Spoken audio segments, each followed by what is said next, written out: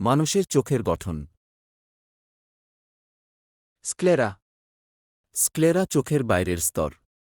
Sclera কর্নিয়ার কাছে অবস্থিত এবং এটি শক্তিশালী তন্ত্রের মাধ্যমে চোখের আকৃতি ঠিক রাখে।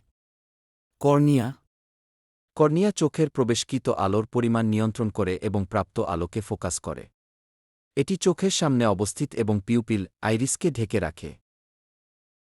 লেন্স।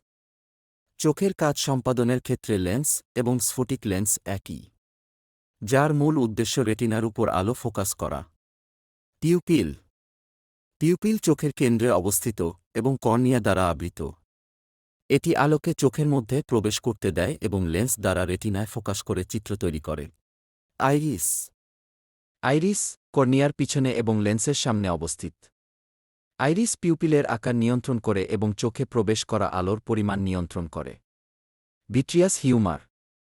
ভিট্রিয়াস হিউমার হল একটি জেলি জাতীয় পদার্থ যা লেন্স থেকে রেটিনা পর্যন্ত চোখের অংশগুলোকে রক্ষা করে। রেটিনা। চোখের পিছনে অবস্থিত রেটিনা লেন্সের মধ্য দিয়ে যাওয়া আলো গ্রহণ করে। রেটিনা অপটিক নার্ভ দ্বারা মস্তিষ্কের সাথে সংযুক্ত। এটি একটি জটিল স্বচ্ছ টিস্যু যা বেশ কয়েকটি স্তর নিয়ে গঠিত, যার মধ্যে শুধুমাত্র একটিতে আলো সংবেদনশীল ফটোরিসেপ্টর কোষ রয়েছে। Optic nerve. Lakh lakh nerve fibre সমন্বিত অপটিক নার্ভ চোখ থেকে মস্তিষ্কে বার্তা প্রেরণ করে এবং চোখের পেছন থেকে শুরু করে অপটিক ডিস্ক পর্যন্ত বিস্তৃত হয়। হাইলয়েড ক্যানেল। হাইলয়েড ক্যানেলে হাইলয়েড ধমনী থাকে যা বিকাশমান লেন্সে রক্ত সরবরাহ করে।